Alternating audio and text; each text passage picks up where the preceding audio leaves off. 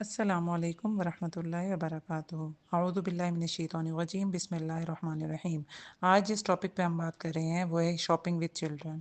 Shopping with children जो होती है ये बहुत ही टफ सा एक टास्क होता है, जिसमें ये बच्चों के लिए बहुत ही हार्ड होता है कि जब हम बच्चों को स्टोर पे लेके जाएं और वहाँ पे वो डिमांड ना करें। तो अब उस टाइम पे अब बच्चे को हर चीज़ लेके दाना देना ये भी इम्पॉसिबल बात होती है। हर किस्म की कैंडी बच्चे को चाहिए होती है, हर किस्म के टॉयज़ चाहिए होते हैं, तो ये बहुत ही डिफ़िकल्ट टास्क होती है। अब उस टाइम पे बच्चों को यूँ सिखाना है कि सम चॉइसेस अगर हम उसको दे दें तो वो भी समटाइम्स कुछ बेहतर एक टूल होता है। लेकिन समटाइम्स यूँ भी होता है कि अगर हम बच्चों को यूँ कह दें कि कुछ उसको थोड़ी सी पेमेंट कर दें, कुछ अलाउंसेस दे दें और उनको कहें कि हाँ जी इस इनसे आपने जो कुछ भी लेना है आप ले लें, जो चीज़ भी आपकी यूज़फुल है। या इस तरह से कि बच्चों को कोई भी हम लोग अगर कोई टास्क दे दें कि इस टास्क को आप करो और एक एज ए जॉब के तौर पे, और फिर बच्चों को पेमेंट करें, तो बच्चे को इम्पोर्टेंस का पता होगा कि कितनी मुश्किल से उन लोगों ने ये पैसे लिए और फिर वो इसको किस तरह से इसको स्पेंड करें। अब इस चीज़ को किस तरह से हम लोगों ने लेके चलना है यहाँ पे आगे बता रहे हैं, लेकिन जब बच्चे को जब स्टोर पे लेके जाते हैं ना तो ये बहुत ही ज़्यादा चैलेंजिंग होता है पेरेंट्स के लिए। अब यहाँ पे यूँ भी हम कर सकते हैं कि बच्चों से एक विश लिस्ट बनवा दें कि हाँ जी आपको क्या क्या चाहिए, तो उसके अकॉर्डिंग हम लोग उनको प्रिपेयर कर दें कि अच्छा ये वाली जो चीज़ें हैं ना ये आपको during the after the after कोई फिक्स टाइम फिक्स कर लें कि इस टाइम के बाद हम लोग आगे वाली इकट्ठे आपकी ये जो विश लिस्ट है ना इसको पूरा करेंगे। तो ये चीज़ भी बच्चे के लिए यूज़फुल होती है और बच्चा इस चीज़ पे काम डाउन फील करता है। अब यहाँ पे ऑथर जो है अपनी स्टोरीज बता रहे हैं। यहाँ पे टोनी की स्टोरी बताई गई है कि टोनी जो एक बच्चा था वो उसको साइंस म्यूजियम जब लेके जाया जाता था तो रास्ते में कोई store type gift shop type आती थी। तो क्योंकि वॉक करते हुए जाते थे तो वहाँ पे जाने के लिए तो वो बहुत ही ज़्यादा डिफ़िकल्ट एक होता था मदर के लिए कि वहाँ पे क्योंकि जब टॉय देख लेते थे बच्चे तो उनको तो चाहिए होते थे। तो उस टाइम पे जब ये विश लिस्ट बनवाई गई बच्चे को कहा गया कि जब वहाँ पे वो ऑथर बता रही हैं कि जब हम लोग उसमें गिफ्ट शॉप में एंटर हुए तो मैंने पहले से कह दिया कि आज हम आपकी विश लिस्ट बनाते हैं कि जो चीज़ भी आपको चाहिए होगी ना हम आपकी विश लिस्ट में ले लिख लेंगे और नेक्स्ट टाइम या हम लोग आपकी बर्थडे पे हम इसको ले लेंगे। तो जब पेपर और पेन निकाला तो मैं बहुत हैरान हुई। ऑथर बता रही हैं कि बच्चे ने अपनी लिस्ट डाउन में अपने जो जो उनकी रिक्वायरमेंट्स थी वो उसको लिखवाते गए। आगे आना की स्टोरी है वो बता रही हैं कि जो उनके जो बच्चा था ना उनका जब उन्होंने एक दफ़ा ज़िद की कि उनको नगेट्स और आइसक्रीम चाहिए। अब वो ये टाइम था कि उस टाइम पे शॉपिंग भी नहीं की जा सकती थी और ये बहुत ही डिफ़िकल्ट था उस टाइम पे बच्चे के टेंट्रम को कंट्रोल करना। लेकिन वो कहती हैं मैं बहुत ज़्यादा अमेज़्ड हो गई जब मैंने उसको ये कहा कि चलो हम ऐसा करते हैं इसकी लिस्ट बनाते हैं कि आप जो जो चीज़ें आपको चाहिए हम उसकी लिस्ट बना लेते हैं, फिर जब हम लोग नेक्स्ट टाइम शॉपिंग पे जाएंगे तो उसको ले लेंगे। तो ऑथर बता रही हैं कि मैं बहुत ही ज़्यादा अमेज़्ड हुई कि बच्चे ने खुद से कहा कि हाँ जी चलो मैं इसको आप मुझे स्पेलिंग बताती जाएं और मैं उसको लिखते जाऊँ। फिर मैंने उसको जो जो उसकी लिस्ट थी उसकी स्पेलिंग बताते गए तो इस चीज़ में आधा घंटा गुजर गया। तो ये बहुत ही ज़्यादा एक अच्छा सा मेरे लिए बहुत ही सरप्राइज़ था। फिर हमने उसकी ये जो विश लिस्ट थी हमने उसको फ्रिज पे हैंग आउट कर दिया। फिर जब हम नेक्स्ट टाइम जब हम लोग शॉपिंग करने गए तो मैं वो विश लिस्ट साथ लेती गई। तो मैं बहुत ज़्यादा हैरान हुई कि वहाँ पे बच्चे ने कोई स्क्रीमिंग नहीं की, कोई येलिंग नहीं हुई और वो आराम से अपनी विश लिस्ट को लेके और उसके अकॉर्डिंग जो जो चीज़ें उसने ली थी वो उसने ली और मैंने अपनी जो ग्रॉसरी लिस्ट की जो मेरी चीज़ें थी मैंने उनको लिया। तो ये बहुत ही ज़्यादा खुश आइन बात थी। आगे जो है सारा अपनी स्टोरी बता रही हैं कि मैं बहुत ही लॉन्ग राइड के बाद मैं बच्चों को जब लेके आई तो ये बहुत ही मुश्किल काम था क्योंकि बच्चों को भूख भी लगी हुई थी। तो ऐसे लग रहा था कि ये अब येलिंग का सीन होगा, बच्चे काम डाउन नहीं होंगे। तो उस टाइम पे मुझे नहीं पता कि किस तरह से इनको करना था, उनके ब्रेन को किस तरह से कन्वर्ट करना था। तो मैं उनको बाहर लेके आई और मैंने उनको बताया कि तुम लोग यहाँ पे रन आउट करो या 2 से 3 दफ़ा यहाँ पे जिग जैग घूमो, जंपिंग करो, स्किपिंग करो, उनको एक टास्क दे दिया। और फिर मैं थोड़ी सी देर के बाद आती हूँ तो मैंने देखा वो उनका जो एग्जॉस्टेड पन था ना वो कुछ कम हुआ हुआ था। अब ये है, ये अभी हम इसकी समरी थोड़ी सी डिस्कस कर लेते हैं कि जब हम लोग बच्चों को शॉपिंग पे लेके जाएं तो उस वक्त ये है कि बच्चों को सबसे पहले एक चार्ज बच्चे के हाथ में देने की कोशिश करें कि बच्चा उसको कैरी कर सके, उस चार्ज को ले सके। उसको अलाउंसेस दे दें या उसको थोड़ा सा लिमिटाइज कर लें, ऑप्शंस दे दें। जब ऑप्शंस देते हैं उससे भी बहुत अच्छा खासा काम चल जाता है। या उसकी हम लोग विश लिस्ट बनवा दें कि हाँ जी ये आपकी विश लिस्ट है और ये नेक्स्ट टाइम हम लोग इसको ले लेंगे। अब आगे हम बात करते हैं लाइस के बारे में। लाए जो है एक बहुत ही मुश्किल सा एक है, एक मुश्किल एक चीज़ है जिसको हैंडल करना बहुत टफ होता है। अब यहाँ पे हम लोगों ने अब ये करना है क्रिएटिव इंटरप्रिटेशन ऑफ रियलिटी, कि इस उसकी जो बात है ना उसको किस तरह से हम लोगों ने इंटरप्रेट करना है, कि किस तरह से उसको ट्रूथफुल का हम लोगों ने रास्ता दिखाना है। हम लोग डायरेक्ट बच्चे को यूं नहीं हमें कहना कि क्या तुम झूठ बोल रहे हो, तुम सच सच बताओ कि तुमने क्या किया। ये देखो तुम्हारे फेस पे कुछ लगा हुआ है, ये तुमने ये चॉकलेट खाई है, ये तुम्हारे फेस पे लगी हुई है, पता चल रहा है। इस तरह से बात नहीं करनी, बल्कि उसको लर्न कराने के लिए इस तरह से उसको करना है कि मतलब उसको इस तरह से दिखाना है कि हाँ जी मुझे पता है कि ये तुमने केक खाया है। इस तरह से बात करनी है। आगे हम इस पे भी बात करेंगे कि एक बच्चे की एग्जांपल लेके कि उसने केक खाया और किस तरह से हमने उसको कन्वर्ट करने की कोशिश करनी है। अब अक्सर ये होता है जब बच्चे बड़े हो रहे होते हैं तो किकिंग भी करते हैं, बाइटिंग भी करते हैं, येलिंग भी करते हैं, तो ये चीज़ें नॉर्मल ली जाती हैं। लेकिन जब लाए बच्चे झूठ बोलना शुरू कर देते हैं तो ये बच्चों के पेरेंट्स के लिए बहुत डिफ़िकल्ट टास्क होता है कि इसको किस तरह से लें, क्योंकि ये इखलाकी तरीके के इंतहाई ख़िलाफ़ है। तो इस चीज़ को हैंडल करना, हमें ये देखना चाहिए कि ये जो चीज़ झूठ है ना, इसको ये भी एक डेवलपमेंट का हिस्सा है।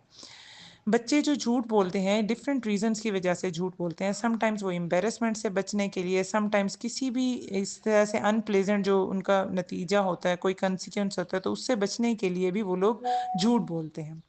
अब इसको हैंडल करने के लिए हम लोग इस तरह से नहीं कर सकते कि बच्चे को डायरेक्ट कहें कि तुमने ये चीज़ की है।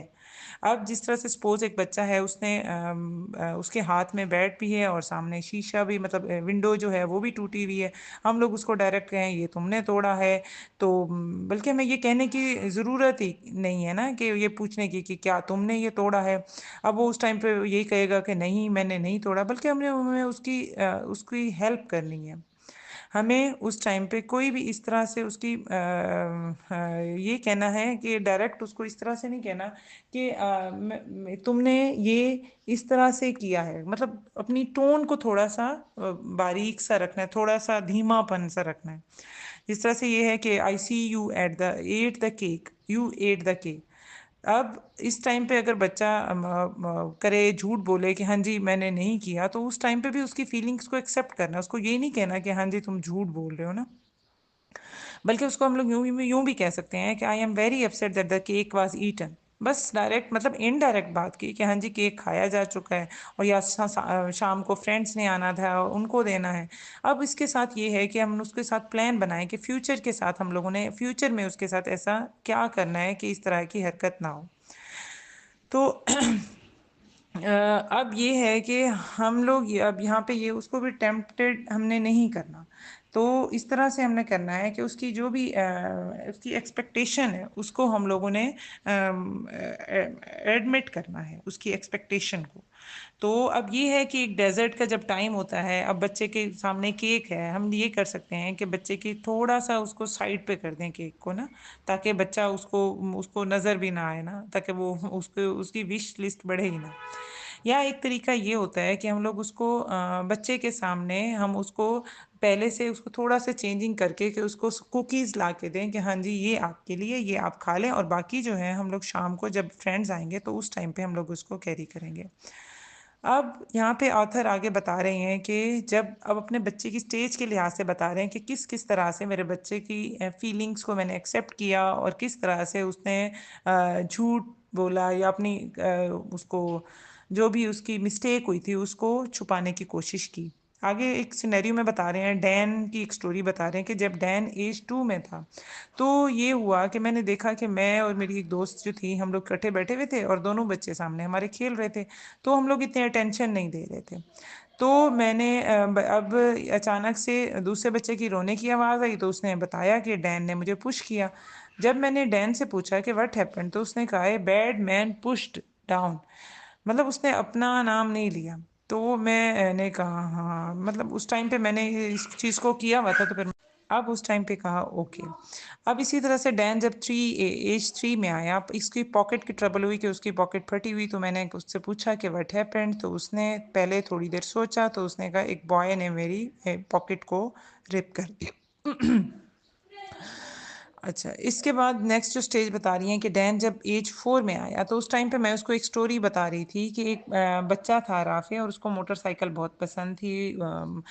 वो स्टोरी थी मोटरसाइकिल और माउस की। तो मैंने बताया उसका जो फ्रेंड था वो उससे लेके गया मोटरसाइकिल, लेकिन उसने उसको क्रैश कर दिया, और फिर उसने बाद में अपनी गलती को एडमिट भी कर दिया, लेकिन वो बहुत शर्मिंदा हुआ। पहले उसने छुपाने की भी कोशिश की थी ना अपनी मिस्टेक को। जब मैं ये स्टोरी सुना रही थी, तो डैन ने कहा कि राफे जो है वो तो बिल्कुल मेरे जैसा है। तो मैंने पूछा वो कैसे, क्या तुम दोनों को एक साथ ही मोटरसाइकिल पसंद है इसलिए? तो उसने कहा नहीं, इस वजह से क्योंकि हम दोनों ही अपनी बात को छुपाते हैं, हम डर जाते हैं ना बताने से। तो फिर मैंने कहा ओ। तो फिर उसने खुद से ही बताना शुरू किया कि मैंने एक शीट जो थी वो मैंने यहाँ से खींची थी और वो फट गई थी। वो बहुत ज़्यादा उस टाइम पे अपसेट नज़र आ रहा था। तो मैंने कहा हाँ, डजेंट साउंड सो बैड। तो उसने कहा हाँ, फिर उसने वो बड़बड़ाया, उसने कहा वो बहुत ही स्पेशल शीट थी, ये तो बहुत ही बुरी बात है, बुरा हुआ, ये बहुत ही स्पेशल शीट थी। वो स्पेशल इसलिए थी क्योंकि वो जब भी ग्रैंड माँ और ग्रैंड पा आते थे तो उस टाइम पे उसको यूज़ किया जाता था। तो मैंने कहा कोई बात नहीं, आओ देखते हैं इसको किस तरह से हम फिक्स कर सकते हैं। तो उस टाइम मैंने उसको देखा, जब हमने फिक्स करने के बारे में सोचा और उसको फिक्स करने की कोशिश की, तो उसके शोल्डर से खुद ब खुद वो वेट, जो एक झूठ का बोझ था ना, जो वेट था वो उसके शोल्डर से खुद ब खुद उतर गया। तो इस तरह की गाइडेंस एक बच्चे को देने के लिए बहुत ज़रूरी है। इसी तरह से जब डैन, आगे ऑथर बता रहे हैं, डैन में आया तो उसने कोई इस तरह से हरकत की कि ब्रोकन विंग्स जो थे वो उसने वहाँ पे रेफ्रिजरेटर के जो मैग्नेट था वहाँ पे उसने लगाए, और साथ में उसने सॉरी का मैसेज किया, और ये भी बताया कि आई रियलाइज़ कि वो बहुत ही स्पेशल चीज़ थी और मुझे उसकी डेथ का बहुत ज़्यादा अफसोस है। और जो है वो उसने साथ में विंग्स भी उसके साथ ही उसके साथ चिपकाए थे। तो ये चीज़ जो साथ में उसने ये भी लिखा, I am so sorry Dan, नीचे लिखा हुआ था। तो ये इस किस्म का अनकंफर्टेबल ट्रुथ बताना जो है बहुत ही हार्ड है। आगे ऑथर जो हैं जैना की स्टोरी बता रहे हैं। वो बता रही हैं कि मेरी जो बेटी एक बहुत ही एक डिफ़िकल्ट उसका सीन था कि वो बेड के ऊपर अपनी चीज़ें लेके आती थी, जिसकी वजह से चूंटियाँ आ जाती थी। अब आंट्स आ जाती थी तो ये बहुत ही मुश्किल होता था। तो एक दफ़ा इसी तरह से हुआ, तो अब आंट का तो बहुत ज़्यादा ट्रबल था। तो मैंने उससे डायरेक्ट, मुझसे गलती हुई, मैंने ये गलत क्वेश्चन कर लिया कि did you eat candy in bed? तो उसने फ़ौरन से निगेट किया और कहा नो। तो मैंने उस टाइम उसको कहा, मैं उसको उस टाइम झूठा नहीं कह सकी। तो मैंने उस टाइम उसको झूठा नहीं कहा क्योंकि उसी टाइम पे मुझे याद आ गया था कि ये इंतहाई गलत बात है। मैंने एक मिनट के लिए ब्रेथ ली और उसके बाद मैंने उससे कहा कि ये कैंडी जो है बेड के ऊपर है, और ये बनी तो यहाँ पे ला नहीं सकता इस कैंडी को। तो मुझे पता है कि यहाँ पे कैंडी लविंग जो गर्ल है ना वो इसको लेके आई है। तो ये चीज़ बिल्कुल भी सही नहीं है, ये रूल के ख़िलाफ़ है कि किचन में सारा फूड जो है ना किचन में रखा होता है और आप वहीं पे आप उसको खा सकती हैं। तो अब उसने कहा मुझे नहीं, अब वो क्योंकि मेरी बेटी जो है वो बता रही है कि मेरी बेटी बहुत ही डिफ़िकल्ट है। तब उसने कहा कि मुझे नहीं परवाह कि यहाँ पे आंट आ रही हैं मेरे बेड पे, मुझे कोई मसला ही नहीं है। तो फिर मैंने उस टाइम पे उसकी फीलिंग्स को एक्सेप्ट किया। मैंने कहा कि मैंने उसको उस टाइम पे कुछ भी बड़े ही मुश्किल से अपने आप को कंट्रोल किया। तो मैंने कहा हम ऐसा करते हैं कि यहाँ पे एक कूजी सा कुछ लगाते हैं और यहाँ पे एनिमल्स के स्नैक के लिए यहाँ किचन में कुछ रख देते हैं, शुगर, ताकि ना वहाँ पे अटैक ना करें, एंड आर्ट्स जो है वहाँ पे अट्रैक्ट ना हो। तो उसको पता नहीं क्यों उस पे इस बात से उसको दिलचस्पी हुई और उसने कहा यहाँ से फिर मैं अपना कुछ कूजी सा भी कुछ लेके आती हूँ, कुछ कूजी सा बिन बैग अपना लेके आती हूँ चेयर के तौर पे। तो मैंने कहा हाँ ये ठीक है। तो उसको बड़ा मज़ा आया, तो उसने कहा यहाँ टेबल के पास में रख देती हूँ। मैंने कहा चलो ठीक है। तो इस तरह से ये हुआ, मैंने कोई भी पनिशमेंट या कोई भी उसको इस तरह से बहुत ज़्यादा डांट डपट ये चीज़ नहीं की, बल्कि उसकी हमारी जो एंडिंग जो इस टॉक पे हुई बिल्कुल नॉर्मल हुई, क्योंकि मैंने उसकी फीलिंग्स को एक्सेप्ट किया। इसी तरह से आगे एक और स्टोरी बता रही है, जूली की स्टोरी बताई जा रही है। जूली बता रही है कि मेरी जो इंटरनेट की जो सर्विस थी एक दफ़ा ब्लॉक हो गई, और उन लोगों ने ये बताया कि यहाँ पे मेरे बेटे अशर ने कोई इस तरह से चैट रूम में कोई रॉन्ग वर्ड यूज़ किया, जिसकी वजह से इस तरह से हुआ। अब ये हुआ कि अशर ने कहा कि नहीं मैंने नहीं किया, तो मैं हमें उसके चेहरे से नहीं फील हुआ कि उसने कोई इस तरह से कहा। तो हमने अब ये 4-5 महीने के बाद उसने जाके बताया कि हाँ जी मुझसे गलती हुई थी और मैंने गलत वर्ड यूज़ किया था, जिसकी वजह से ये हुआ। अब मेरे हस्बैंड उस टाइम पे ये कहना चाहते थे कि हाँ जी चलो इसलिए हम आपकी क्या करते हैं कि आपको इसी वजह से आपने बैड वर्डिंग यूज़ की, तो 1 वीक के लिए आपको ये सारी जो प्रिविलेजेस हैं कंप्यूटर की ये हम ले लेते हैं। तो उस टाइम पे मैंने उनको इस चीज़ से अवॉइड किया और मैंने कहा तो हाँ मैंने उससे इस तरह से बात की, ये इस तरह से सच बताना बहुत ही मुश्किल काम है। जब आप बुरा फील करते हो और इस तरह से कुछ हो जाता है, और उस सच को बताना जो है बहुत मुश्किल टास्क होता है। तो मुझे ये नहीं पता था कि ये जो मैंने ये तरीका यूज़ किया ये बहुत ही हैंडल करना बड़ा मुश्किल काम है, लेकिन मैं यूं भी वरी थी कि इसको किस तरह से किया जाए, या मैंने पता नहीं सही किया है या नहीं किया। लेकिन अब ये हुआ कुछ दिनों के बाद, मेरी जो छोटी बेटी थी शीरी थी, अब उसने उसकी कैंडी, अशर की कैंडी ले ली। कैंडी ले ली उसने अपने बुक शेल्फ के नीचे उसको छुपा लिया। अब अशर ने नोटिस किया कि उसकी कैंडी मिसिंग है। उसने शीरी से आके पूछा, शीरी ने इनोसेंट बनी और उसने वो चुप करके खेलती रह गई, उसने कुछ भी नहीं कहा। अशर उसके रूम में गया और उसने नोटिस किया कि बुक शेल्फ के नीचे वहाँ पे कैंडी है।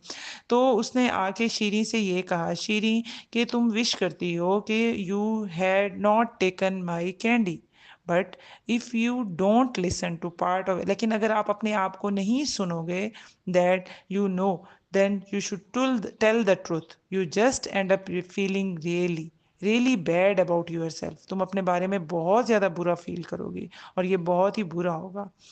तो मैं बहुत ज़्यादा हैरान हुई कि इस चीज़ का इस तरह से इम्पेक्ट पड़ा।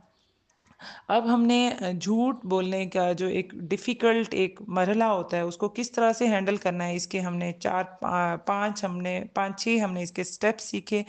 पहला ये था कि हमने जो भी चीज़ हमने देखी ना, हमने उसको बता दिया कि टोटली डिस्क्राइब कर दिया कि व्हाट यू सी। जैसे आई सी चॉकलेट ऑन योर फेस, इसी तरह से डिस्क्राइब हाउ यू फील।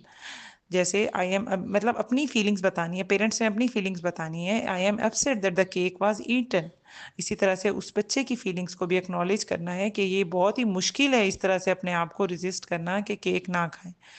अब चौथा जो स्टेप है कि प्रॉब्लम सॉल्विंग की जो है, मतलब जो फ्यूचर के लिए प्लान करना है कि हम इसको किस तरह से इसको मैनेज करेंगे या कोशिश करेंगे, इसको किस तरह से हम लोग वेट कर सकें हम इस केक को ना खाने के लिए। पांचवा स्टेप है कि एडजस्ट एक्सपेक्टेशन, कि नेक्स्ट टाइम जो होगा मैं चॉकलेट केक जो लेके आऊँगा मैं तुम्हारी मतलब साइड से दूर रखूँगा, ताकि तुम्हें इतनी क्रेविंग ना हो इसको खाने की।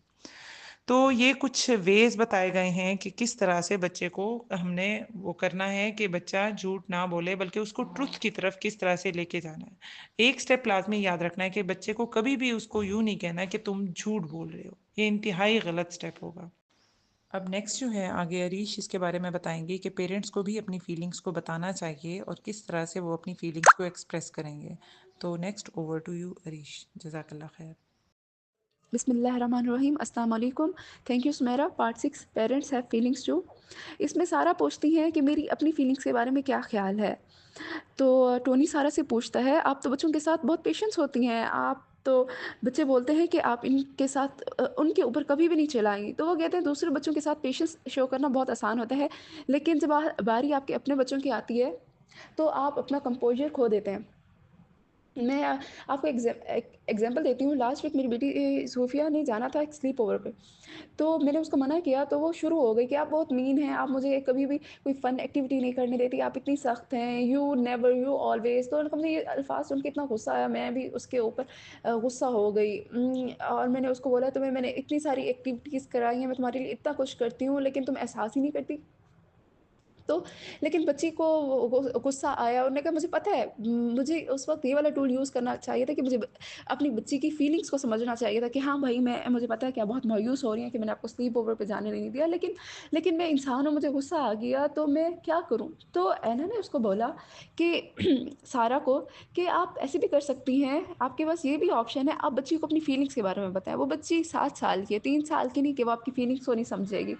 आप उसको बताएँ कि मुझे गुस्सा आता है जब आप इस तरह की बच्ची को बताएँ कि जब वो रूड हो जाती है मेरे साथ, जब वो इस तरह के अल्फ़ाज़ करती है कि मैं उसको यूज़ करती है कि मैं उसको कोई काम नहीं करने देती, कोई फ़न एक्टिविटी नहीं करने देती, जिसकी वज़ह से मैं हर्ट हो जाती हूँ और मुझे गुस्सा आता है। तो जब आप बच्ची को अपनी फीलिंग्स के बारे में बताएँगी, उम्मीद काफ़ी है कि वो आपकी बात समझ लेगी। या फिर आप इस तरह से भी बोल सकती हैं, आपको बहुत गुस्सा आया हुआ है बच्ची की बातों पे, तो आप उसको बोलें कि अभी मुझे बहुत गुस्सा आया हुआ है, हम इस बारे में बाद में बात करेंगे। तो आप अपनी मर्ज़ी का कोई भी काम करें, आप दौड़ें, एक्सरसाइज़ करें, म्यूज़िक सुनें, कोई भी ऐसी एक्टिविटी जो आपको पसंद हो, जो आपको रिलैक्स करो। उसके बाद आप आएँ, बच्ची के साथ टूल्स इस्तेमाल करें या बच्ची के साथ आराम से बात करें। पहले तो आप बच्ची को बताएँ कि आप किस तरह से फ़ील कर रहे हैं, और दूसरा आप इस तरह से करें कि बच्ची को अल्फ़ाज़ का चुनाव दें जिससे वो आपसे बात करे, लेकिन वो अल्फ़ाज़ ऐसे हों जो आपको इरिटेट ना करें। वरना अगर कभी बच्चे बात करते रहें और हम उनको सुनते रहें, उनके अल्फ़ाज़ का चुनाव सही ना हो और स्माइल लेके हम उनकी फ़ीलिंग्स को या सब कुछ सुनते रहें, वो जो भी बात करें, तो ये बच्चों के लिए एक अच्छा लेसन नहीं होगा। देखिए, ये सब तब हो सकता है जब आपकी मेंटल कंडीशन सही हो, जब आपको बहुत गुस्सा आ रहा हो या बच्चों की वज़ह से बहुत हर्ट हो, तो आप प्रॉपर कन्वर्सेशन नहीं कर सकते बच्चों के साथ। आप बाहर जाएँ, रिलैक्स हों, फिर आके बच्चों के साथ बात करें। एक दफ़ा नहीं हो रही तो दूसरी दफ़ा करें, या बाद में आप इस तरह से बहुत दफ़ा कर सकते हैं। इस तरह बच्चों को भी आपको समझने में आसानी होगी और आप खुद भी उनके साथ नॉर्मल कन्वर्सेशन कर सकेंगे किसी भी दबाव में आए बगैर। इससे बच्चे भी ये लेसन लर्न करेंगे कि जब एक बड़े को गुस्सा आता है तो कोई बात नहीं, ये दुनिया का आखिर नहीं है, ये टाइम ख़त्म नहीं हो गया हमारे लिए, ये एक टेम्परेरी कंडीशन है, ठीक है? जो प्रॉब्लम अभी नहीं सॉल्व हो रहा, जब मम्मा का मूड वो बेहतर हो जाएगा या एल्डर का मूड बेहतर हो जाएगा, तो हम इस चीज़ को डिस्कस करेंगे, हमारे साथ इसको डिस्कस किया जाएगा और हम इसका सोल्यूशन निकाल लेंगे। इसके बाद हमें कुछ स्टोरीज़ बताई गई हैं। सबसे पहले है हमारे पास मारिया की स्टोरी। मारिया बताती हैं कि वो अपने बेटे बेंजामिन के साथ थी मार्केट में, सुपरमार्केट में, तो वो कार्ट में बैठा था, बेगल खा रहा था। हम शॉपिंग कर रहे थे। तो जब मैं एक हम एस्ले में गए तो वहाँ पे उसने कहा कि मैं वो ऑप्शंस चेक करना चाहता है फूड एस्ले में। तो उसने क्या बेगल जो उसका थोड़ा-सा बचा हुआ था, उसने मेरे हाथ में रख दिया और वो अपने मिशन पे चला गया चीज़ें तलाश करने के लिए। मैंने खा लिया। लेकिन जब वो वापस आया उसने रियलाइज़ किया कि उसका बेगल उसकी मदर ने खा लिया, तो वो चीखने लग गया, आपने मेरा बेगल खा लिया, ज़ोर-ज़ोर से चिल्लाने लग गया और उसकी उनकी टाँग को मारने लग गया। तो दूसरे जो कस्टमर्स थे, जो शॉपकीपर्स थे, वो इतना देख रहे थे कि क्या हो रहा है ये सब कुछ। तो मदर ने क्या किया, वो दोबारा उसके ऊपर चिल्लाए, उसने कहा मैं नहीं चाहती तुम मेरे ऊपर चीखो और चिल्लाओ या तुम मुझे मारो। तो उन्होंने कहा मॉम, आप मेरा बेगल ना खाएँ, मैं नहीं चाहता था कि आप मेरा बेगल खाएँ, नेक्स्ट टाइम प्लीज़ मुझसे पूछिएगा अगर आप खाएँ तो। उन्होंने कहा यही उसने एग्ज़ैक्ट वर्ड्स यूज़ किए, वो भी ऊँची आवाज़ में, लेकिन ये फिर भी बेहतर था, वो चीख नहीं रहा था और उसने मुझे मारना भी बंद कर दिया। तो मैंने उसको बताया, "ठीक है, थैंक यू, आपने मुझे बता दिया, नेक्स्ट टाइम मैं बिल्कुल भी नहीं खाऊँगी आपसे पूछे बगैर, अगर आपने मेरे हाथ में भी रख दिया। मुझे लगा कि आप नहीं खाना चाहते थे इसलिए आपने मुझे पकड़ा है।" तो फिर उन्होंने कहा हमने एक-दूसरे की तरफ देखा, तो फिर मैंने उसको पूछा कि अगर तुमने खाना है तो मैं तुम्हारे लिए और चूज़ कर सकती हूँ, तुम और बेगल ले लो जाके। लेकिन उन्होंने कहा फिर हम उसके बाद ब्रेड एस्ले में गए, वहाँ पे जाके उसने अपने लिए एक अनियन रोल चूज़ किया। मैंने उसको बताया अगर तुम्हें नहीं चाहते कि मैं इसमें से एक भी बाइट लूँ, तो मेरे हाथ में नहीं रखना, इसको कार्ट में रख दो। तो फिर उन्होंने उसको दिया, उन्होंने कहा you can have some mom. उसने थोड़ा-सा हिस्सा तोड़ के दिया उसमें, उन्होंने कहा एक छोटा पीस था लेकिन मुझे बेहतर लगा कि इसको बात समझ आ गई है और उसने इंसानियत पे एक एहसान किया है। उसके बाद हमारे पास सारा की स्टोरी है। सारा बताती हैं कि उनके बैकयार्ड में उन्होंने एक पार्टी का अरेंज किया था, बर्थडे पार्टी का। उनका 10 टू 5 ईयर ओल्ड्स थे। उन्होंने बच्चों को बुलाया हुआ था वहाँ पे। शहर में बर्थडे पार्टी अरेंज की हुई थी, तो उन्होंने केक भी रखा था और आइसक्रीम भी रखी थी। तो उन्होंने कहा जब मैं सर्व कर रही थी तो उसमें से एक बच्चा था, उसने टेबल को बजाना शुरू कर दिया ज़ोर से और चीखना चलाना शुरू कर दिया कि मुझे मिल्क चाहिए और दूसरे बच्चे उन्होंने भी जॉइन कर दिया। मतलब मुझे इतना गुस्सा आ रहा था, मेरा दिल कर रहा था कि मैं उन बच्चों के ऊपर ही दूध गिरा दूँ। तो लेकिन मैंने ऐसा नहीं किया और मैं उनके ऊपर चीखी नहीं, क्योंकि वहाँ पे दूसरे भी पेरेंट्स थे। मैंने क्या किया, मैंने मैंने भी ज़ोर से उनको बोला कि मुझे नहीं पसंद कि कोई भी जब मेरे ऊपर चिल्लाता है, और स्पेशली जब मैं किसी को सर्व कर रही हूँ, अगर आपको मिल्क चाहिए आप बोल सकते हैं, may I have some milk please. जब आप केक कट कर लेंगे, फिनिश हो जाएगा केक, तो उन्होंने कहा जो 10 बच्चे थे उसमें से 9 बच्चों ने तो चीखना चिल्लाना ख़त्म कर दिया। उन्होंने रिपीट किया उन्हीं वर्ड्स को, लेकिन पोलाइटली। उन्होंने कहा ठीक है, मैं आपको देती हूँ and thank you for asking so nicely, और अगर आपको दोबारा भी कुछ चाहिए तो आप आराम से माँग सकते हैं। तो उन्होंने कहा जो 10वां बच्चा था जिसने ये सब कुछ स्टार्ट किया था, वो वहीं पे वो चीखता रहा, चिल्लाता रहा, मैंने उसको कोई भी दूध नहीं दिया। अब मुझे लगता है शायद वो थर्स्टी नहीं था, बस उसको कोई अटेंशन चाहिए थी या फिर कुछ और मिस्चीवियस बच्चा था। तो उन्होंने कहा 90% जो सक्सेस रेट था मेरे लिए यही भी एनफ था। लाज़मी नहीं है आपको हर वक़्त 100% मिले, आपको मिल रहा है, हाफ़ से ज़्यादा मिल रहा है, काफ़ी है आपके लिए। मैंने कहा यही मेरे लिए इम्पोर्टेंट था कि मैं अपने लफ्ज़ों पे कायम रही। अगर मैंने उनको बताया होता, अगर वो चीखते-चिल्लाते रहते फिर भी मैं उनको दूध सर्व कर लेती, तो उनकी फिर आदत बन जाती और वो मुझे आसानी से ना लेते।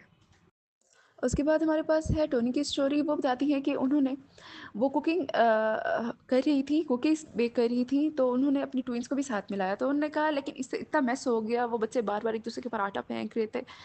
आटा फेंकने से ज़्यादा वो एक-दूसरे को शो ऑफ करते थे और नीचे भी गिरा रहे थे, जिसकी वज़ह से अगर आटा फैलता है, हर जगह पे होता है, कपड़ों पे लग जाता है, बालों के ऊपर, लेकिन और वो किसी ऐसी जगह पे गिरे जहाँ पे फर्श गीला हो, तो वो ग्लू बन जाती है।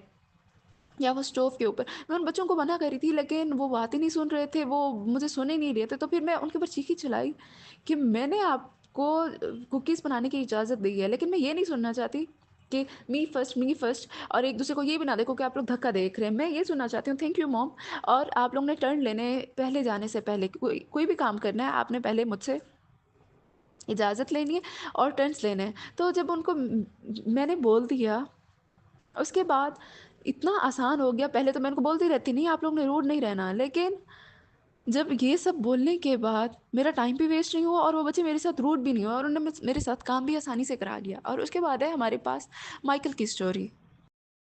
माइकल बताते हैं उन्होंने एक दिन डिसाइड किया अपनी बेटी जैमी के साथ कि एक स्पेशल फादर एंड संडे, तो वो उन्होंने उसके लिए फ़ेवरेट उसका ब्रेकफास्ट बनाया और उसको उसके बाद शॉपिंग पे ले गए, और उसके बाद उसको उसके फेवरेट फास्ट फूड रेस्टोरेंट में, जहाँ पे बच्चों के लिए भी एरिया था खेलने के लिए, वहाँ पे उन्होंने कहा ये मेरे लिए एक बड़ा सेक्रीफाइस था, मुझे इस तरह की जगहें बिल्कुल भी नहीं पसंद, लेकिन मैं उसको लेके गई। उसके बाद मैं उसको मूवीज़ पे ले गया, और जब मैं उसको मूवीज़ पे ले गया वो दिन था, लेकिन जब मैं वापस आया तो डार्क हो गई थी। तो वो जैमी रोना शुरू हो गया, चीखना-चिल्लाना शुरू हो गया। उसने कहा आपने पूरा दिन ज़ाया कर दिया। उन्होंने कहा मुझे इतना गुस्सा आया, लेकिन मैंने फिर भी अपने टूल्स इस्तेमाल किए। मैंने कहा जब मैं आपको शॉपिंग पे ले जाऊँ और खाने खाने के लिए ले जाऊँ, मूवीज़ के लिए ले जाऊँ, इट्स मी मैड। मुझे गुस्सा आता है जब मैं ये सुनता हूँ कि आप बोलते हो कि आपने पूरा दिन खराब कर दिया। मैं ये सुनना चाहता हूँ थैंक यू डैड। लेकिन फिर वो बोलते हैं वो पूरा रास्ता चीखता-चिल्लाता रहा, उसने मेरी बात नहीं सुनी। तो वो रो ही रहा था, मैंने उसको अपनी बीवी को दे दिया जैमी को, मैंने कहा तुम इसको सुलाओ। फिर मैं थोड़ा-सा क्योंकि मुझे तो इतना गुस्सा आ रहा था उसके लिए, मैंने इतना कुछ किया, तो फिर अपना मैंने कुछ टाइम लिया काम डाउन होने के लिए। फिर उसके बाद मैं उसके रूम में गया, उसके बेड पे बैठा मैंने कहा जैमी मेरा आज का दिन तुम्हारे साथ बहुत अच्छा गुज़रा, नाइस डे था।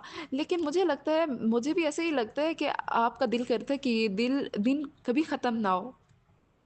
तो उस बच्चे ने कहा याह! और वो मेरे साथ आ गया।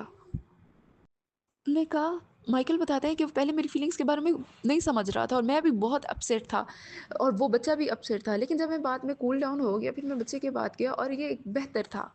बेहतर एंडिंग हुई हम दोनों के लिए। लास्ट में हमारे पास है रिमाइंडर। सबसे पहले ये है एक्सप्रेस योर फीलिंग्स स्ट्रांगली। इसकी बजाय कि आप ये कहें बच्चों को आप रूड हो रहे हो, आप ये ट्राई करें कि मुझे बिल्कुल नहीं पसंद ये बताया जाए कि मैं आप मुझे इस तरह से कहें कि मैं अच्छा नहीं हूँ, मुझे बहुत गुस्सा आता है इस तरह सुन के जब आप मुझे बोलते हैं। और हमारे पास दूसरा है tell them what they can do instead of what they can't. आप बच्चों को बताएं कि वो इस तरह से ना बोलें कि वो ये काम नहीं कर सकते, वो ये नहीं काम कर सकते। वो इस तरह भी आपको बोल सकते हैं, वो आपको इस तरह बता सकते हैं कि मदर मैं बहुत ज़्यादा मायूस हो रहा हूँ, मैं जाना चाहता था लेकिन आपने मुझे जाने नहीं दिया। इसकी बजाय ये बोले हैं कि आप बहुत मीन हो रहे हो, मतलब आप बहुत मीन हैं, आप बहुत सख्त हैं। इसकी बजाय उनको अपने अल्फाज की चुनाव या उनकी डायरेक्शन दूसरी तरफ होनी चाहिए, बेहतर होना चाहिए। और एज़ अ पेरेंट बच्चों को ये सब हमें सिखाने की ज़रूरत है। और उसके बाद हमारे पास पार्ट 3 है don't forget the basics, give yourself and your child time to recover. जब बहुत गुस्सा आया हुआ होता है, आप बच्चों को फीलिंग्स नहीं बता सकते ना, आप बच्चों की फीलिंग्स के बारे में समझना चाहते हैं, तो आप खुद को टाइम दें, कूल डाउन हो। आप उसके साथ बात करें, आप बोलें कि मैं आपके साथ डिनर में बात करूँगा, अभी मुझे बहुत गुस्सा आया हुआ है, मैं बहुत अपसेट हूँ, मैं इस बारे में बात नहीं करना चाहता। ये थे हमारे पास रिमाइंडर्स। अब है हमारे पास पार्ट 7 टैटलिंग स्निचेस एंड विसल ब्लोअर्स। इसमें टोनी बताता है, टोनी एक्सप्लोड हो गया, उनको इतनी इरिटेट हुआ हुआ था वो। तो उन्होंने कहा मेरे ट्विन्स हैं, वो हर वक्त एक दूसरे की शिकायत करते रहते हैं। अगर वो बोलते हैं कि जैना ने एक कुकी खाई लंच से पहले, आप उसके साथ क्या करेंगे? या एला ने शूज़ नहीं उतारे, या जैना ने स्टोव डायल किया और आपने हमें बताया था नहीं करना, एला ने मुझे पोक किया। आप बार बार एक दूसरे की शिकायत लगा रहे हैं। किसी ने अगर कोई रूल ब्रेक कर दिया तो आएंगे और उसके बाद शिकायतें लगाएंगे। अगर आप उनको पनिश ना करें और आपने दूसरे को पनिश किया हो, तो ये भी वो कहते हैं कि आप उसको प्रेफर कर रहे हैं उसके ऊपर। जब वो बार-बार शिकायतें लगा रहे होते हैं, तो माइकल ने एक ऑप्शन दिया जब टोनी ये सारी बातें बता रही थी और सारा ने, सबने ये बातें बताई अपने बच्चों के बारे में कि वो एक-दूसरे की शिकायतें लगाते हैं।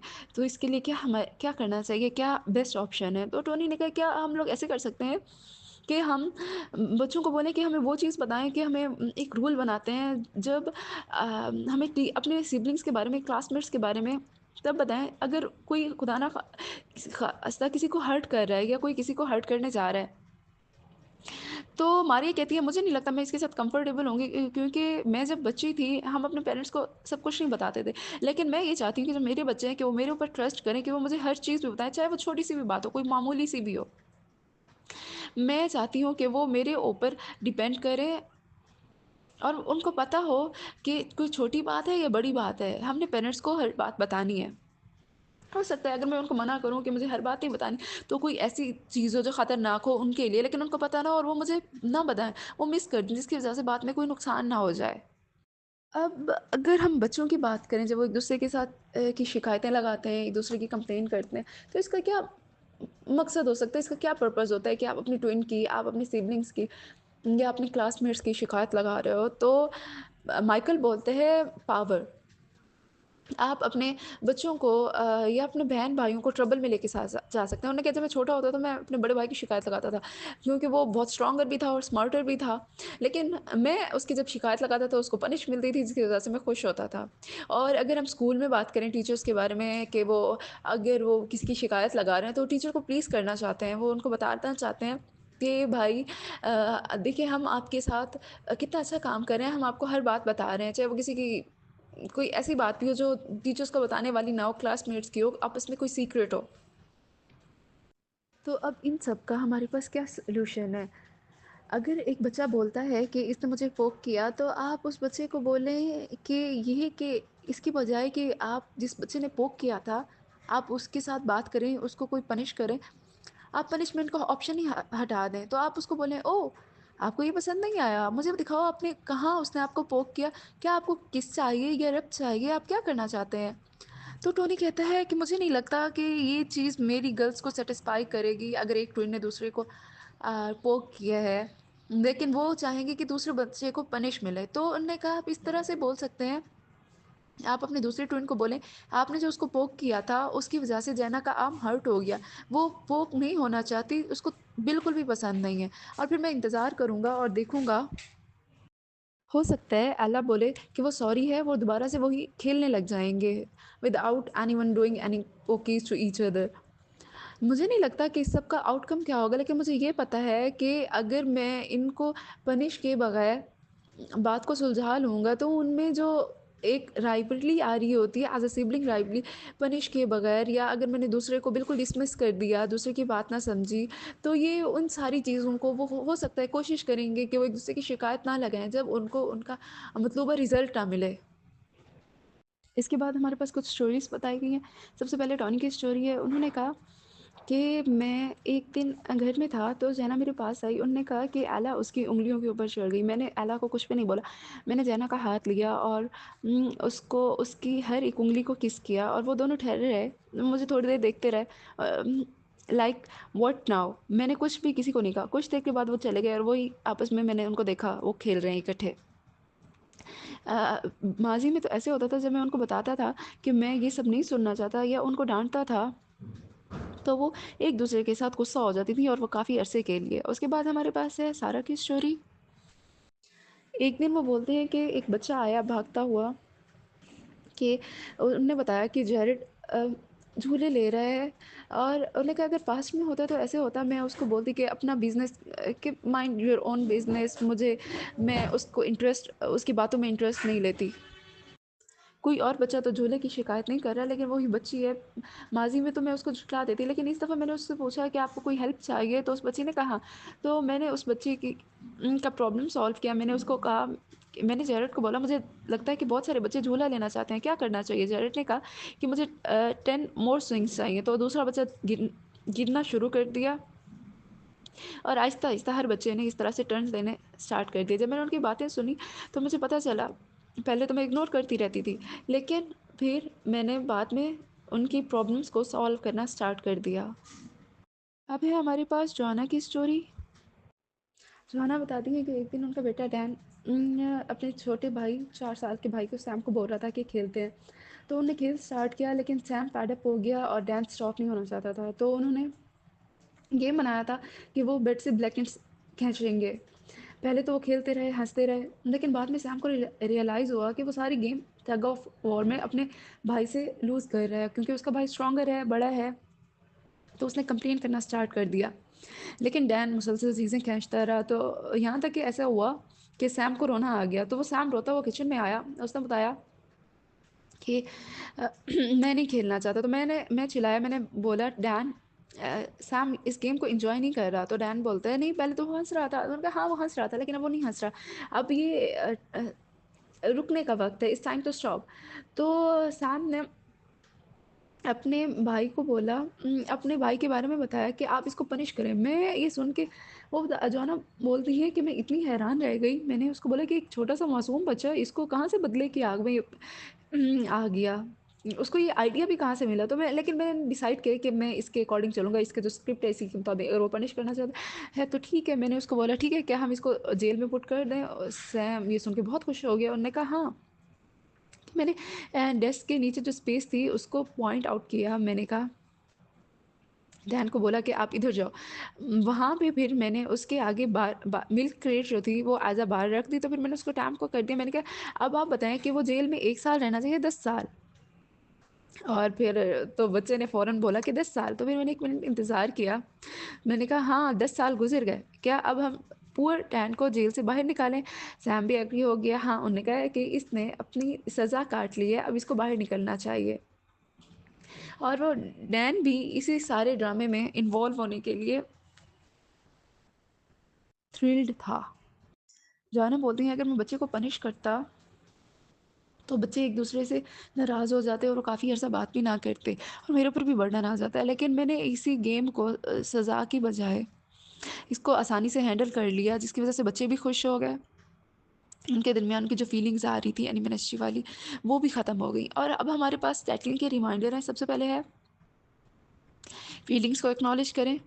दूसरा है हमारे पास हेल्प करें, बच्चों को डाँटे बगैर कोशिश करें, जो उन्होंने बुरा काम किया है वो उसी का सॉल्यूशन भी ढूँढें।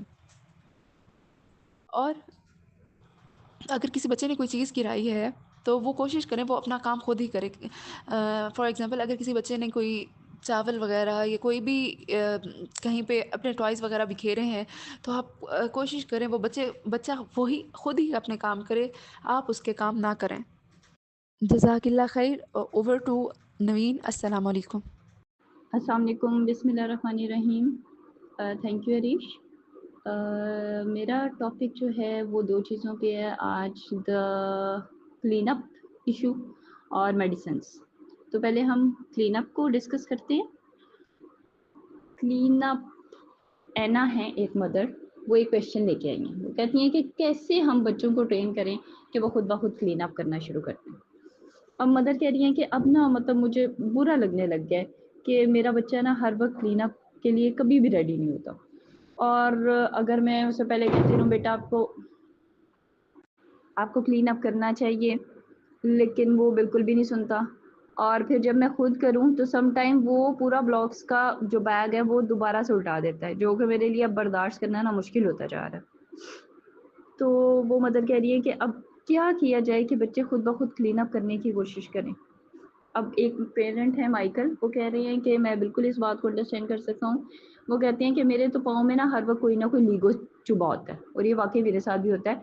हमारे तो यहाँ पे, ये तो अंग्रेज़ हैं, पाकिस्तान में बड़े समटाइम घटिया क्वालिटी के भी प्लास्टिक के टॉयज़ होते हैं जो पाँव में वाकई बहुत ज़ोर से चुभ जाते हैं। तो ये पेरेंट भी ऐसे ही कह रही हैं कि लीगोस जो हैं वो इधर उधर पड़े होते हैं, और मेरे पाँव में हर वक्त कोई ना कोई लीगो चुभा होता है। और वो कहते हैं कि बच्चे कभी भी खुद क्लीन अप नहीं करते। मैं क्लीन अप करने के लिए ये करता हूँ कि बच्चों को टीवी के आगे बिठाता हूँ, उनको कहता हूँ आप कार्टून्स देखो, और मैं फिर बैठ के सारा क्लीन अप करता हूँ। तो अब वो डिस्कस कर रहे हैं कि हमें क्या ऑप्शंस जो हमारे पास अवेलेबल हैं कि हम लोग बच्चों को उससे क्लीन अप की तरफ थोड़ा बहुत, वैसे मुझे जो ऑप्शन इन्होंने बताए भी हैं उसके बावजूद भी ना वैसे मुश्किल ये लग रहा है कि बच्चे मानेंगे। बहरहाल हम डिस्कस करते हैं। फर्स्ट ऑप्शन तो ये ऑफर चॉइस, मतलब आप बच्चे को ये कहो कि बेटा आप ब्लॉक्स क्लीन अप करना चाहोगे या आप बुक्स समेटना चाहोगे, आप क्या करना चाहोगे। आप एक तरफ से शुरू करो, ऐसा करो आप बुक्स कर लो, मैं आज ब्लॉक्स कर लेता हूँ। और थोड़ा सा ना बी प्लेफुल, बच्चे के साथ ना खेल खेल में करें। जैसे आप सैक पकड़ें और बच्चे को कहें कि सैक कह रहा है कि please feed me with toys, या आप मेक इट अ गेम। आप बच्चे के साथ रेस लगाएं कि भाई देखते हैं कौन सबसे पहले ज़्यादा टॉयज़ बैग्स में डालेगा, और आप बच्चे की प्रोग्रेस को पॉइंट आउट करें कि वाह आपने तो काफ़ी ज़्यादा टॉयज़ समेट लिए हैं, बस थोड़े से ही रह गए हैं। और जब वो क्लीन अप कर ले तो उसे एप्रिशिएट करें कि शाबाश बेटा आपने कितना अच्छा काम किया, I am so proud of you. अच्छा, एक बात जो इम्पोर्टेंट है वो ये है कि बच्चे को ना बर्डन ना करें अगर बच्चा ऑलरेडी टायर्ड है। मतलब मैंने ये चीज़ वाक़ई नोटिस की है, जैसे नुसेबा जब सपारा पढ़ के आती है, तो वो आके जूता ऐसे उतार के उधर फेंकती है। तो अगर मैं उसे उस वक़्त कहूँ ना कि नुसेबा मैंने आपको क्या मैनर्स सिखाए हैं, क्या समझाया है, अपना जूता शू रैक में रखें, तो वो नहीं रखती। लेकिन अगर आप थोड़ी देर बाद वो कुछ खा पी लेती है, रेस्ट कर लेती है, या फिर मैं उसे आराम से कहती हूँ नुसेबा जितने भी शूज़ पड़े हुए हैं ना बाहर, वो सारे शू रैक में रखें, तो वो सारे रखती है, भैया के भी रखती है, अपने भी रखती है। तो जब बच्चा ऑलरेडी टायर्ड हो, भूखा हो, परेशान हो, और आप उसे एक लेक्चर करने लग जाएँ कि आपने अपने जूते उठाने हैं, कपड़े उठाने हैं, आपने अपने टॉयज़ समेटने हैं, तो ये कोई वाक़ई अच्छा टाइम नहीं होता। तो कोशिश करें कि इस चीज़ को ऑब्ज़र्व करने की कोशिश करें कि कब बेहतर टाइम है उसे काम कराने का। अच्छा, टोनी, कुछ स्टोरीज़ हैं जो अब हम डिस्कस करेंगे। सबसे पहले टोनी की स्टोरी है। वो कहते हैं कि मेरा बेटा ना कभी भी घर में आके ना बैग जो है ना उस जगह पे नहीं टांगता था जो उसकी जगह थी। हर वक्त वो बैग कहीं ना कहीं किसी सोफे के नीचे, बेड के नीचे, कारपेट के नीचे कहीं ना कहीं बिखरा हुआ ही पड़ा होता था। तो वो कहते हैं कि एक दिन क्या हुआ कि उसने अपना बैग वाकई लटका दिया, और अगले दिन सुबह वो हर जगह अपना बैग ढूंढ रहा था कि मेरा बैग नहीं मिल रहा। क्यों? क्योंकि उसको कभी आदत ही नहीं थी कि उसने लटकाया हो। और फिर उसे उसके फादर को याद आया कि ओहो वो तो आपने लटकाया था, और 1 मिनट में उसे बैग मिल गया। तो अगर वो रोज़ लटकाए तो उसको कितनी आसानी से अपना बैग मिल सकता है। अच्छा जी, एक मदर है सारा, वो बता रही हैं कि उनके बच्चों ने ना बोला कि हम ना प्ले रूम में आज सोएंगे।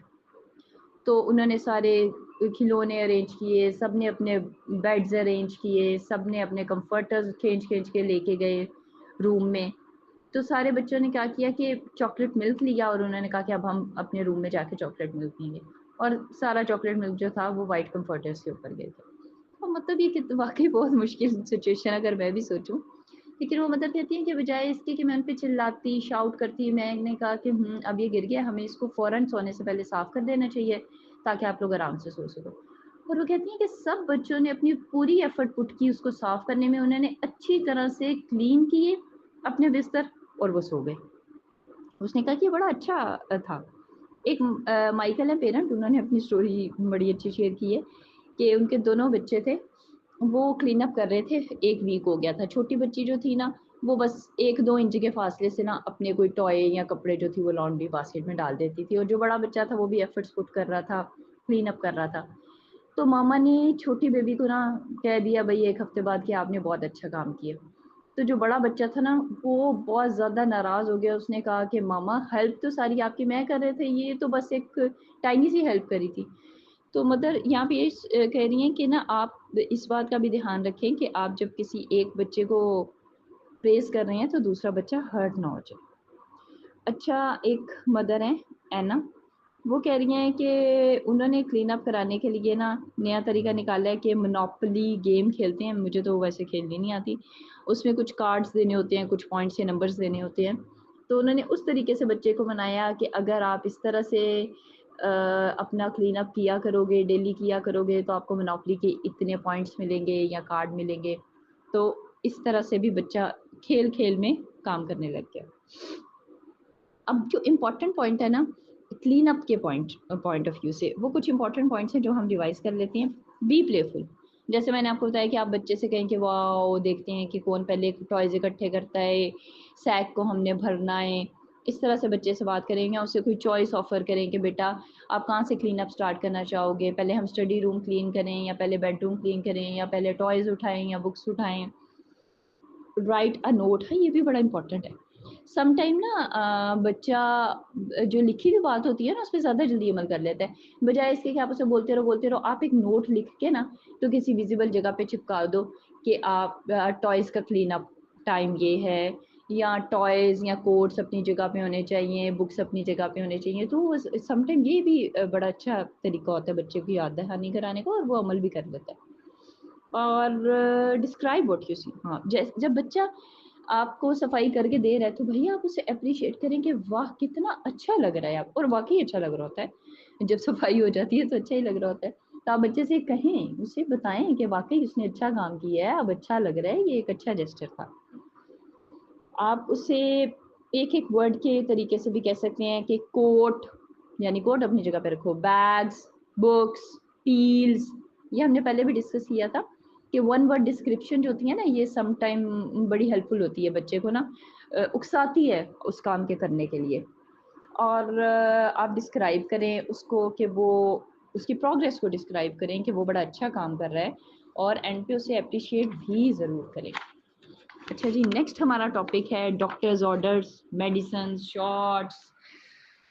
और ये अक्सर लोगों के लिए बड़ा मुश्किल बन जाती है, लेकिन मैं आपको सच बताऊँ, आसान तरीन है मेरे लिए। मेरे बच्चे जो हैं ना दोनों, वो इतने शौक से मेडिसिन ले लेते हैं, मुँह खोल-खोल के इतने बड़े-बड़े वो मेडिसिन के चम्मच पीते हैं कि मुझे ज़िंदगी में कभी ये प्रॉब्लम फेस नहीं करना पड़ा, इसलिए मुझे नहीं समझ आ रही कि ये इतना बड़ा प्रॉब्लम होता है।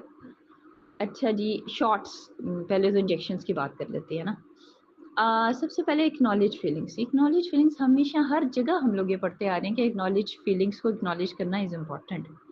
मतलब आप बच्चे को ये बताएँ कि शॉट्स, इंजेक्शन ये तो भई स्केरी हैं, मुझे भी नहीं पसंद।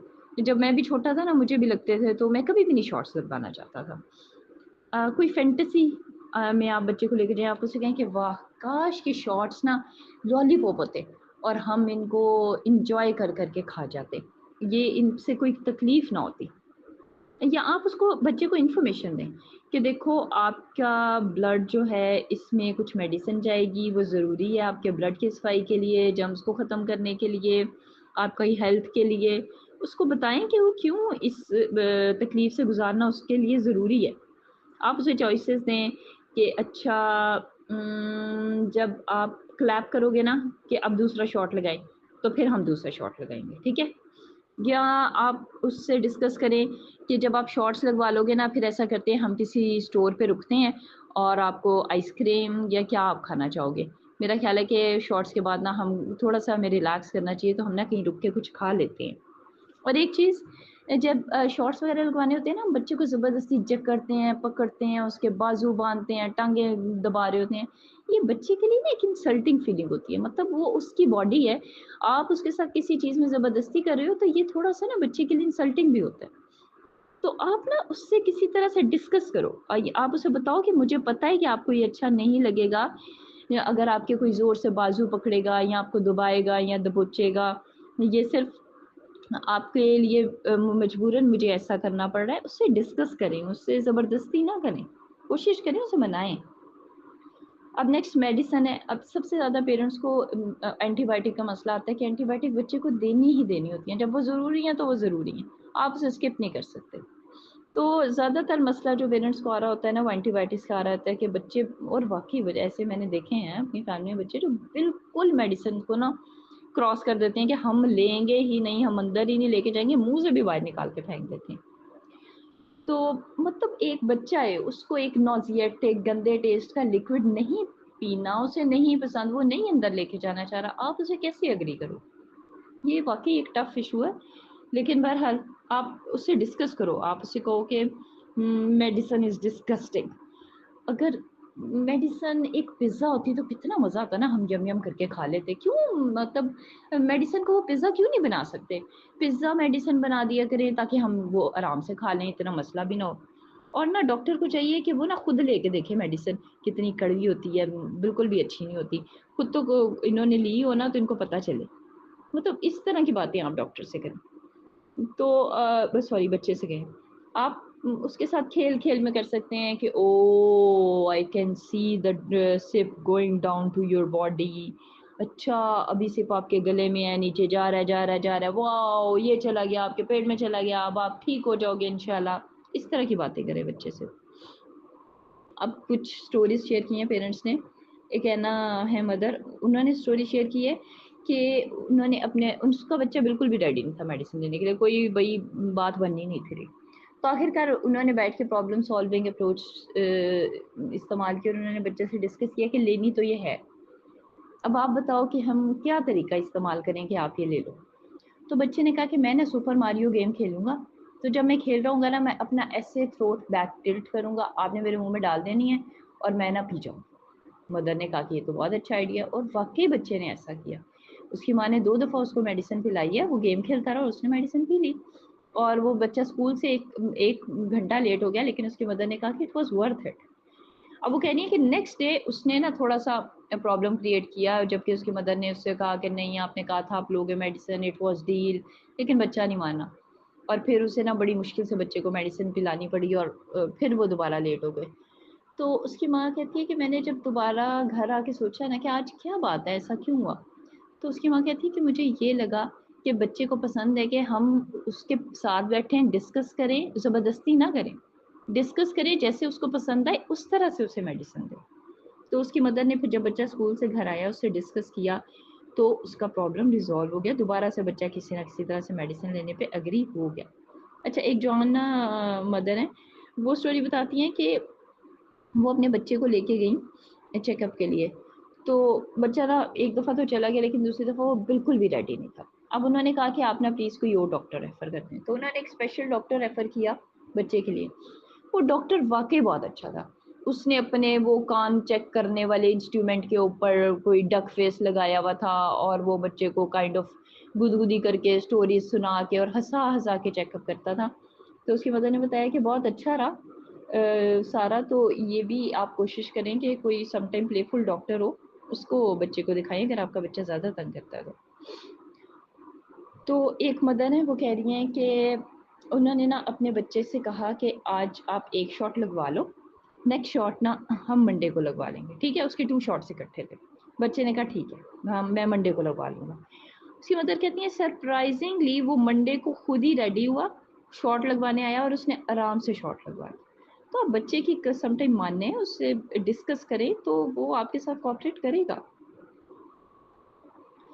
तो एक मदर कह रही हैं जूली कि उसके बच्चे ने ना 1 शॉट तो लगवा लिया, लेकिन ना सेकंड शॉट पे उसने नर्स को इतना तंग किया कि नर्स 1 घंटा उसके साथ ना लड़ लुड़ के ना बाहर चली गई। उसने कहा कि मेरे बस की बात नहीं। उसने एक और मेल नर्स को भेजा। मेल नर्स ने उसकी बाजू पकड़ी, सीधा हाथ दी, उसकी बाजू पकड़ी और उसे कहा it's just a flick like this. उसने उसकी बाजू पे फ्लिक किया और प्रिक कर दिया और 1 सेकंड में उसको शॉट लगा दिया। तो सम टाइम ये भी इम्पोर्टेंट होता है कि एकदम ना आप ज़रा बंदा चेंज कर ले जो जिसके साथ लड़ाई चल रही है।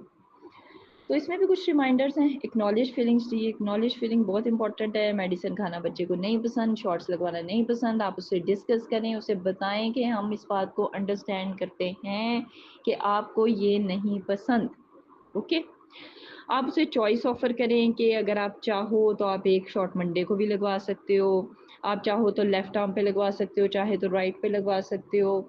उसको फैंटेसी की बातें करें कि अगर बेटा शॉर्ट्स जो होते हैं ना वो लॉलीपॉप होते हैं तो कितना अच्छा होता। उसको इन्फॉर्मेशन प्रोवाइड करें, उसे शॉर्ट्स क्यों लगाने पड़े हैं, इनका क्या मकसद है, क्यों ज़रूरी हैं, और उसके साथ प्लेफुल रहें। प्रॉब्लम जैसे हमने डॉक्टर की बात की है कि कोई प्लेफुल डॉक्टर आप किसी प्लेफुल डॉक्टर के पास जाने की कोशिश करें। प्रॉब्लम सॉल्विंग अप्रोच के बच्चा किस तरह से मेडिसिन लेने के लिए तैयार हो रहा है, वो किस सिचुएशन में कंफर्टेबल है। और ट्राई एक्शन विदाउट इंसल्ट, जैसे हमने कहा था, बजाय उसको ज़बरदस्ती पकड़ के बाजू बांध के मुंह खोल के ज़बरदस्तियाँ जो बच्चों के साथ करती हैं, मैंने करते देखा है। पेरेंट ज़बरदस्ती इस तरह से करके बच्चे के मुंह में डालता है और बच्चा मुंह में रख के वापस निकालता है लिटरली। तो आप ये हरकत करने की बजाय ना आप बच्चे से थोड़ा सा डिस्कस कर लें, थोड़े प्यार मोहब्बत का काम कर लें तो बेहतर हो जाएगा इंशाल्लाह। ओके जी, थैंक यू, अल्लाह हाफिज़।